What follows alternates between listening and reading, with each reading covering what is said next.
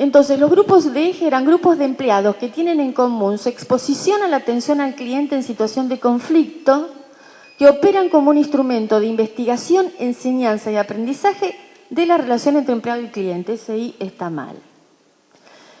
Entonces, vamos a ver por qué era investigación, enseñanza y aprendizaje y qué rescatamos y cómo usamos esto.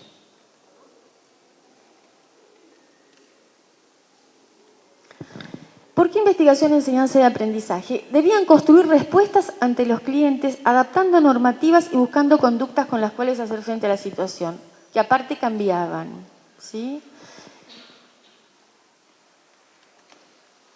Y consideramos entonces que el grupo se transformó en el lugar ideal para construir estas respuestas. ¿Qué pensamos? Con el concepto del benchmarking, pensamos lo siguiente: la gente iba transitando los días. En los grupos, cada uno íbamos analizando casos. Yo trabajé con un grupo que más tengo presente, que fue de gerentes de un banco, que una de las situaciones que trabajamos fue la de un pago de un amparo. Exactamente, no me salía. Entonces, él llega a la reunión que acababa de salir del pago de un amparo y relata lo que le pasó. Lo relata punto a punto, cuenta las emociones que sintió, cómo actuó. Entonces el resto lo que hacía era trabajar sobre esto y ver qué otros comportamientos y respuestas se les hubieran ocurrido a ellos hacer si hubieran estado en esa situación. Y lo que tratábamos era de construir comportamientos para que si a alguno de ellos le pasaba lo del amparo, el amparo no fuera algo novedoso total para ellos, sino que ya lo habían pensado previamente en estas reuniones. Era como construir respuestas posibles. Esto un poco lo sacamos del libro de Valdano de liderazgo, que él dice en una parte, como él es entrenador futbolístico, que los grandes jugadores, en realidad, las jugadas maestras no las piensan en ese momento, sino que las vienen pensando, y que cuando la pelota se les posiciona más o menos como esa jugada que ellos están pensando, la juegan. Y que incluso él plantea que la jugada maestra esa de Maradona, ella la había intentado hacer en otro partido, no me acuerdo cuál, porque esos detalles no son mi vocación, pero sí me acuerdo de esto, y que no le había salido. Esto realmente a mí me impactó mucho, porque yo siempre pensé que esas grandes jugadas se les ocurrían en el momento. En ese momento me deprimí un poco, porque dije, bueno, entonces no son tan creativos, pero me sirvió para esto, porque si las grandes jugadas se prevén, también se podían prever jugadas posibles de situaciones difíciles en una situación donde no había modelo de capacitación, ni tiempo para diseño, ni tiempo para nada, más que trabajar sobre lo que la gente iba haciendo, traerlo al taller y ver cómo, si a ese le volvía a pasar lo mismo, cómo podía enfrentarlo de otra manera, y los otros, si le llegaban a pasar, que supieran qué hacer. Ese fue el modelo. Por eso era de investigación, enseñanza y aprendizaje. Llegamos en ese taller del amparo, empezaron a preguntarse cómo estaban cada uno preparados para el amparo. Ninguno se había preparado. Ninguno sabía qué iba a hacer si le tocaba un amparo.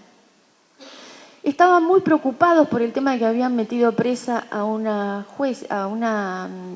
gerenta de un banco, creo de Galicia, que había salido la foto. Era lo único que los había impactado. Nadie se le había ocurrido prever qué. Entonces empezamos a pensar qué tenía que hacer cada uno y cuáles eran el menú básico de un amparo. Llamar al abogado, llamar a la familia, preparar a los hijos por si les pasaba esto para que no sintieran que el padre era un delincuente, porque a la jueza había aparecido arrestada en la foto y había sido un impacto terrible. Los que estaban enfermos, el tema de los remedios, porque los metían presos. O sea, hicimos un menú básico del amparo, que aparte les bajó también la angustia de si me toca el amparo, ¿qué hago? Porque algo sabían qué hacer, ¿sí? Esto todo muy elemental, en el marco de lo que podíamos y en el marco de los que podían participar de estas reuniones, porque no todo el mundo podía venir y no todo el mundo quería venir. Porque esto mueve las emociones más primarias. Yo nunca sentí en una organización o en las organizaciones laborales que afloraran las emociones más primarias como en la época del Corralito. Esto llevó a que las áreas de recursos humanos por primera vez se preocuparan por las emociones, hicieran algo. En general las tapan. En general tratan de que estén ahí y que de eso no se habla. Cuando se vieron desbordados llamaron, pero después se asustaron. Se asustaron y una vez que pasó la situación no quisieron saber nada más con esto. Porque esto, como movilizaba tanto las emociones, empezaban a surgir otras cuestiones que no solo tenían que ver con el Corralito, sino con otras cosas de las cuales ellos no querían dar cuenta. Entonces trataron de tapar e incluso en uno de los bancos donde trabajamos nos pidieron que el informe final lo laváramos, que no dijéramos todo lo que teníamos que decir. Pero les voy a decir como ejemplo de esto, de qué hacen las emociones, con las emociones las empresas, lo que dijo un gerente cuando iniciamos el primer taller, que a mí me pareció paradigmático. Les tirábamos como ejercicio recortes de los diarios con situaciones de violencia, con distintas cosas. Y pusimos una copa de champán con una botella pensando que podía traer cuestiones de alcoholismo, que estuvieran sucediendo cuestiones de alcoholismo. Entonces las tirábamos y les decíamos que eligieran dos y que después hablaran sobre ellas en relación a lo que les estaba pasando. Entonces cuando un gerente agarró la de la botella, yo me sorprendí, ¿no? Dije, ¿qué me irá a decir? Lo que dijo fue textual. Brindo por esta situación del Corralito porque es la primera vez que en mi empresa se le ocurre pensar que a mí me pasa algo con mis emociones. SIC. A mí me dejó absorta. Y también, digamos, esto me explicó por qué después lo pararon rápidamente cuando la cosa pasó, no quisieron seguir metiéndose, y cómo, digamos, también me pidieron que el informe general fuera lavado, digamos, que no dijera todo lo que habíamos rescatado y que nosotros se lo habíamos planteado en el primer informe, ¿no? Bien. Entonces, ¿cómo funcionaron los grupos como un lugar de reflexión?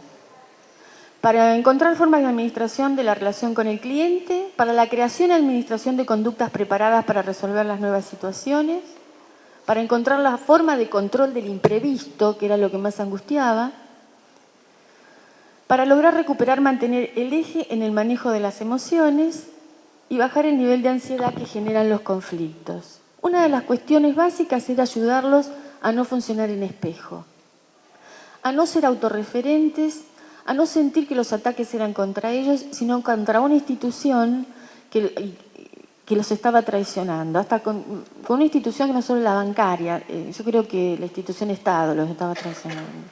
Entonces, la única cara que tenían delante era ese pobre empleado que estaba parado ahí delante.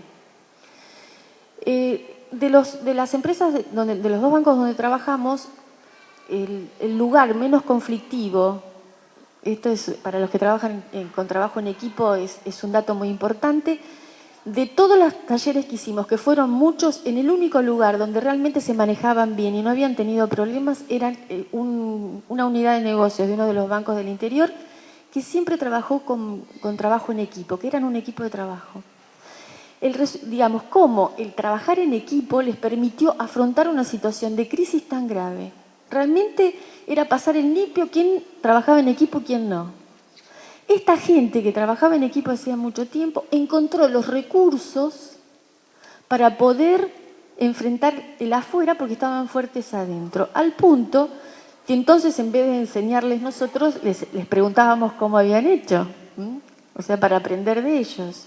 Y una de las cosas que decían eran que en el desayuno hacían esto. Contaban, se reunían al desayuno antes que vinieran los clientes y trataban de trabajar qué cosas les habían pasado difíciles y cómo las habían resuelto, e incluso no les importaba quién era el que atendía al cliente tradicionalmente. Trataban de que la gente que se sentía con más fuerza para poder enfrentar las situaciones estuviera al frente de los clientes y los otros haciendo otro trabajo. O sea que entre ellos también se ayudaron, porque también pasó que enemistades internas hacía que si alguno estaba enfrentando una situación difícil, el otro no lo ayudara como venganza. Bueno, ahora relátelas. Porque pasó, digamos, por eso les digo que movilizó las emociones más primarias esto. En cambio, el que funcionaba en equipo se ayudaba y cuando alguien no podía, iba en su ayuda, lo corría, porque de hecho uno contratransferencialmente se lleva mejor con algunos que con otros y hay personas que nos movilizan mucho más que otras cosas negativas. Por lo tanto, trataban, digamos, los que trabajaban en equipo trataban de reemplazarse y ayudarse en estas situaciones. Un poco, digamos así, rápido porque hay una cuestión de tiempo. Si voy muy ligero, párenme, porque también está el tema de que si hablo ligero no sirve para nada. Bueno, esto lo vamos a pasar. En realidad no voy a seguir con esto porque no me va a conflictuar. Vamos a hacer como una síntesis final.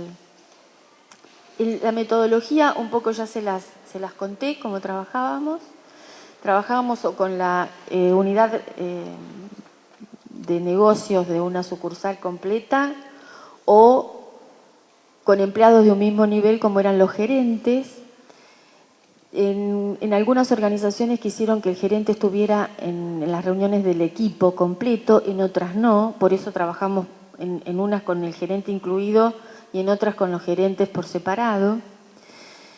Trabajábamos con el método de casos, esto que les decía, la selección era espontánea, no queríamos que la gente viniera presionada porque lo que iba a hacer era generar más conflicto, por lo tanto venía el que quería y el que no, y el que encontraba que estos espacios eran útiles y el que no los encontraba útiles que no viniera. Otra de las cuestiones que trabajamos con el concepto de contratransferencias, que bueno, por el nivel del auditorio todo el mundo sabe lo que es la contratransferencia.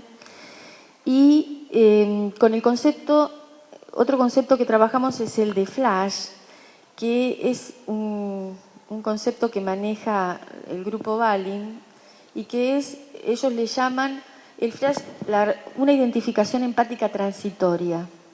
Y que esto era lo que yo les decía cuando hablaba de que aquellos que tenían más facilidad para algunos clientes los atendían ellos y otros no, porque era con quién tenía más empatía, con quién sentía que me iba a bancar más fácil su enojo. ¿Con quién podía bancarme más su enojo? Yo recuerdo de un gerente que era muy grandote, que un cliente peticito le pegó y él se quedó muy sorprendido y contaba que, dijo, me dio lástima, pero me sorprendió porque yo desde chiquito nadie se me animó porque era tan grandote que siempre metía miedo. Y dice, y sentir que él se animaba a pegarme, dije, qué mal que debe estar. Entonces lo tranquilizó. Porque lo vio realmente muy mal y terminaron amigos. Porque realmente dije, si le pongo un dedo encima, si actúo en espejo, lo mato, ¿no? Entonces, digamos, ese ejemplo en el grupo fue muy útil para poder trabajar con gente que no es del área, lo que era la contratransferencia, lo que era funcionar en espejo, lo que era no ser autorreferente, lo que era poder correrse, ¿no es cierto? Evidentemente esto tampoco es magia, había gente que estas cosas no las podía hacer. Los que no las podían hacer generalmente no iban a los talleres, porque para ir al taller uno tenía que poder pensarse a sí mismo, ¿no? Y ver qué cosas podía cambiar.